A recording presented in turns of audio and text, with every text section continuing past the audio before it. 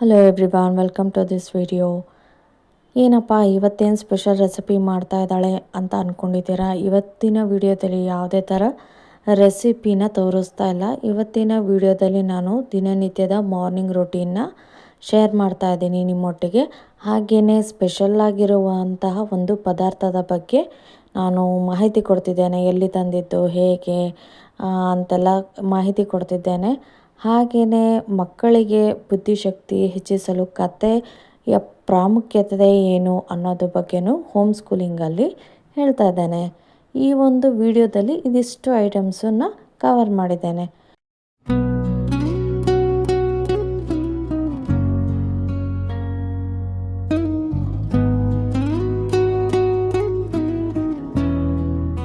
Daily ರೊಟೀನಲ್ಲಿ ನನಗೆ ಬೆಳಗ್ಗೆ ಎದ್ದು ರಂಗೋಲಿ ಹಾಕೋ ಕೆಲಸ ಅಂದರೆ ತುಂಬಾ ಇಷ್ಟ. ನಾನು ತುಂಬ ಇಷ್ಟಪಟ್ಟು ಮಾಡುವಂಥ ಕೆಲಸ ಅಂದರೆ ಅದು ರಂಗೋಲಿ ಹಾಕೋದು.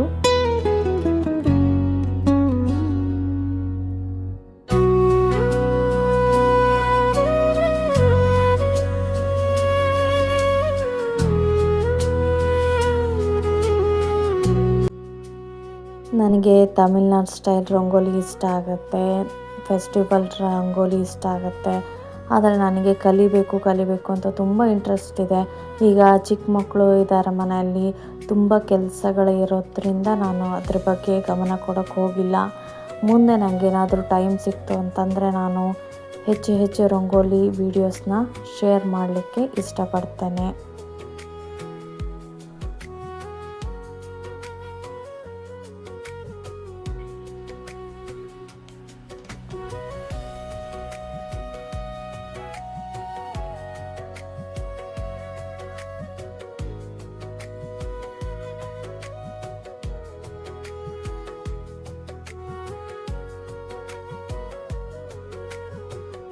ಇವತ್ತೇನು ಸ್ಪೆಷಲ್ ಅಡುಗೆ ಮಾಡಿದ್ದೆ ಅಂತಂದರೆ ಸಿಂಪಲ್ ಆಗಿರುವಂತಹ ಚಪಾತಿ, ಅದರ ಜೊತೆಗೆ ಮಂಗಳೂರು ಸೌತೆಕಾಯಿನ ಹುಳಿ ಮಾಡಿದೆ. ಯಾವುದೇ ಥರ ಪಲ್ಯ ಮಾಡಿಲ್ಲ. ನನಗೆ ಚಪಾತಿ ಜೊತೆ ಪಲ್ಯಗಳಂದರೆ ತುಂಬ ಇಷ್ಟ, ಗ್ರೇವಿಗಳಂದರೆ ತುಂಬ ಇಷ್ಟ, ಉದುರು ಪಲ್ಯ ಈ ಥರದ್ದೆಲ್ಲ ಐಟಮ್ಸ್ ಇಷ್ಟ ಆಗುತ್ತೆ.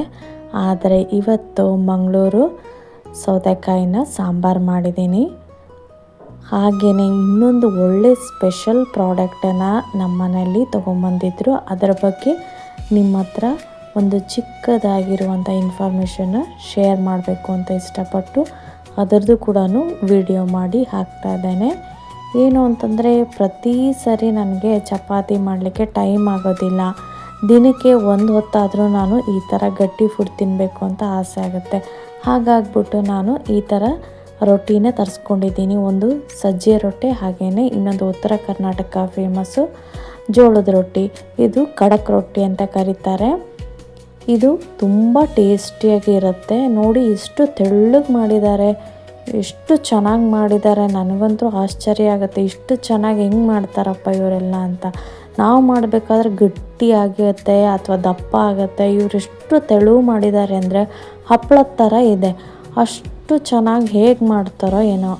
ಆಮೇಲೆ ಈ ಒಂದು ಹಪ್ಪಳ ಅಂತೀನಿ ನೋಡಿ, ರೊಟ್ಟಿ ಜೊತೆಗೆ ನಾನು ಮಂಗಳೂರಿನ ಸೌತೆಕಾಯಿ ಸಾಂಬಾರು ಹಾಕ್ಕೊಂಡು ತಿಂತಾಯಿದ್ದೀನಿ.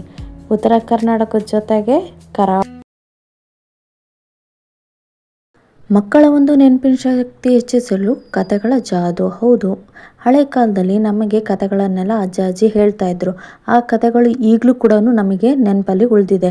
ಯಾಕೆ ಉಳಿದಿದೆ ಅಂತಂದರೆ ಆ ಕಥೆಗಳ ಪಾತ್ರಗಳು ಆಗಲಿ, ಅದರ ಒಂದು ಎಮೋಷನ್ನು, ಹಾಗೆಯೇ ಆ ಕಥೆಗಳ ಒಂದು ಸಾರಾಂಶ ಎಲ್ಲದೂ ಕೂಡ ನಮಗೆ ಎಮೋಷನ್ ಆಗಿ ಟಚ್ಚಲ್ಲಿ ಇರುತ್ತೆ. ಹಾಗಾಗಿ ಆ ಕಥೆಗಳು ಈಗಲೂ ಕೂಡ ನಮಗೆ ಕಣ್ಣು ಮುಂದೆ ಬರುತ್ತೆ. ಅಷ್ಟು ಇಮ್ಯಾಜಿನೇಷನ್ ನಾವು ಮಾಡ್ಕೊಳ್ತಿದ್ದೀವಿ.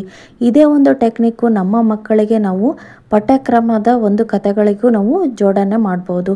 ನಾವು ಮಕ್ಕಳಿಗೆ ಏನಾದರೂ ಹೇಳ್ಕೊಡ್ಬೇಕಾದ್ರೆ ಆ ಒಂದು ಕಥೆಯ ಮುಖಾಂತರ ಮಕ್ಕಳಿಗೆ ಹೇಳ್ತಾ ಹೋದರೆ ಆ ಒಂದೊಂದು ಪಾತ್ರಗಳು ಇರ್ಬೋದು, ಎಮೋಷನ್ ಇರ್ಬೋದು, ಅವರ ಇಮ್ಯಾಜಿನೇಷನ್ನು ಡೆವಲಪ್ ಆಗಲಿಕ್ಕೆ ಸಾಧ್ಯ ಆಗುತ್ತೆ. ಅದಕ್ಕೆ ಏನೇನು ಟೆಕ್ನಿಕ್ಸ್ ಇದೆ, ಏನೇನು ಸ್ಟೆಪ್ಸ್ ಇದೆ ಅಂತಂದರೆ, ಮೊದಲಿಗೆ ದಿ ರಿವೈಂಡ್ ಬಟನ್, ಹಾಗೆಯೇ ಆಸ್ಕ್ ವಾಟ್ ಅಂದರೆ ಆ ಕಥೆಗಳನ್ನು ನಾವು ಏನೇ ಪ್ರಶ್ನೆಗಳನ್ನು ಕೇಳಿಬಿಟ್ಟು ಹಿಂದಿನ ದಿನ ಏನಾಗಿತ್ತಪ್ಪ ಅಂತ ಕೂಡ ಕೇಳಿ ಮುಂದುವರಿಸ್ಬೋದು. ಹಾಗೆಯೇ ರೋಲು ಅಂದರೆ ಪಾತ್ರಗಳನ್ನು ಬದಲಾವಣೆ ಮಾಡಿಬಿಟ್ಟು ಅದ್ರ ಬಗ್ಗೆ ತಿಳಿಸಿ ಹೇಳೋದು, ಅಥವಾ ಅವರೇ ಆ ಪಾತ್ರಗಳನ್ನು ಅನುಕರಣೆ ಮಾಡುವಂಥದ್ದು. ಕೊನೆಗೆ ಏನು ಮಾಡಬೇಕು ಅಂತಂದರೆ ಆ ಕಥೆಗಳನ್ನು ಆ ಮಕ್ಕಳ ಹತ್ರನೇ ಹೇಳಿಸ್ತಿದ್ರೆ ಮಕ್ಕಳು ದೀರ್ಘಕಾಲವಾಗಿ ಆ ಕಥೆಗಳನ್ನು ನೆನ್ಪಿಟ್ಕೊಳ್ಳೋಕ್ಕೆ ಸಾಧ್ಯ ಆಗುತ್ತೆ. ಟ್ರೈ ಮಾಡಿ ನೋಡಿ. ಈ ಒಂದು ಟ್ರಿಕ್ಕು ತುಂಬಾ ಯೂಸ್ ಆಗುವಂತಹ ಟ್ರಿಕ್ಕು.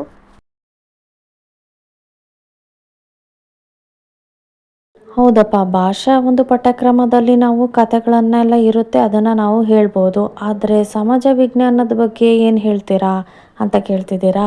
ಸಮಾಜ ಮತ್ತು ವಿಜ್ಞಾನದ ಪಾಠ ಮಾಡ್ತಾ ಇದ್ದಾಗ ನಾವು ಚಾರ್ಟ್ಸನ್ನು ಯೂಸ್ ಮಾಡಿಕೊಂಡು ಮಕ್ಕಳಿಗೆ ತೋರಿಸ್ಬಿಟ್ಟು ಈ ಥರ ಇದೆ ಅಂತ ಹೇಳ್ಬಿಟ್ಟು ಅದರ ಒಂದು ಕೆಲಸ ಆಗಲಿ, ಅಲ್ಲಿ ಏನು ನಡೀತಾ ಇದೆ ಅನ್ನೋದನ್ನು ನಾವು ಕಥೆಯ ಮುಖಾಂತರ ಒಂದು ಕಥೆಯನ್ನು ಹೆಣೆದ್ಬಿಟ್ಟು ನಾವು ಮಕ್ಕಳಿಗೆ ತಿಳಿಸಿ ಹೇಳಿದರೆ ಸ್ಟಾರ್ಟಿಂಗಿಂದ ಕೊನೆ ತನಕನೂ ನಮಗೆ ಮಕ್ಕಳಿಗೆ ಫುಲ್ ಇನ್ಫಾರ್ಮೇಷನ್ ಏನಾದರೂ ಕೊಟ್ಟರೆ ಮಕ್ಕಳು ನೀಟಾಗಿ ನೆನ್ಪಿಟ್ಕೊಳ್ಳೋಕ್ಕೆ ಸಾಧ್ಯ ಆಗುತ್ತೆ. ಹಾಗಾಗಿ ಅರ್ಧ ಹೇಳೋಕ್ಕಿಂತ ನಾವು ಫುಲ್ ಇನ್ಫಾರ್ಮೇಷನ್ನ ಮಕ್ಕಳಿಗೆ ಕೊಡಬೇಕಾಗತ್ತೆ. ಈಗ ಒಂದು ಉದಾಹರಣೆ ತಗೊಳ್ಳೋದಾದರೆ ಬೆಂಗಳೂರು ಅಂತ ಹೇಳಬೇಕಾದ್ರೆ ಮಕ್ಕಳಿಗೆ ಕೆಂಪೇಗೌಡರಿಂದ ಹಿಡ್ಕೊಂಡು ಇಲ್ಲಿ ಸಿಲಿಕಾನ್ ಸಿಟಿಯ ತನಕನೂ ಪ್ರತಿಯೊಂದು ಇನ್ಫಾರ್ಮೇಷನ್ನು ಮಕ್ಕಳಿಗೆ ತಿಳಿಸ್ತಾ ಹೋಗಬೇಕು.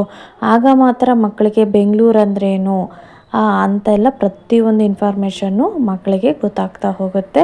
ಒಂದು ಕಥೆಯ ಚಿತ್ರಣ ಬರುತ್ತೆ. ಬೆಂಗಳೂರು ಅಂದರೆ ಈ ಥರ ಇದೆ, ಮೆಜೆಸ್ಟಿಕ್ ಎಲ್ಲಿದೆ, ಹಾಗೆಯೇ ಕೆಂಪೇಗೌಡರು ಅಂದರೆ ಯಾರು, ಅಲ್ಲಿಂದ ಪ್ರತಿಯೊಂದು ಇನ್ಫಾರ್ಮೇಷನ್ನು ಮಕ್ಕಳ ಕಣ್ಣು ಮುಂದೆ ಬರ್ತಾ ಹೋಗುತ್ತೆ. ಹೀಗೆ ನೆನ್ಪಿಟ್ಕೊಳ್ಳೋಕ್ಕೆ ತುಂಬ ವಿಷಯಗಳನ್ನು ಚಿಕ್ಕದಾಗಿ ನೆನ್ಪಿಟ್ಕೊಳ್ಳೋಕ್ಕೆ ಮಕ್ಕಳಿಗೆ ಸಹಾಯ ಆಗುತ್ತೆ ಈ ಒಂದು ಕಥೆಯ ರೂಪದಲ್ಲಿ ನಾವು ಹೇಳಿದರೆ. ಈ ಒಂದು ವಿಡಿಯೋ ನಿಮಗೆ ಇಷ್ಟ ಆಗಿದೆ ಅಂದ್ಕೊತೀನಿ. ಹಾಗೆಯೇ ಮತ್ತೊಂದು ವಿಡಿಯೋದಲ್ಲಿ ಮತ್ತೊಂದು ಟೆಕ್ನಿಕ್ ಬಗ್ಗೆ ನಾನು ತಿಳಿಸ್ಕೊಡ್ತೀನಿ, ಮಕ್ಕಳಿಗೆ ಯಾವ ಥರ ಓದಿಸ್ಬೇಕು ಅಂತ.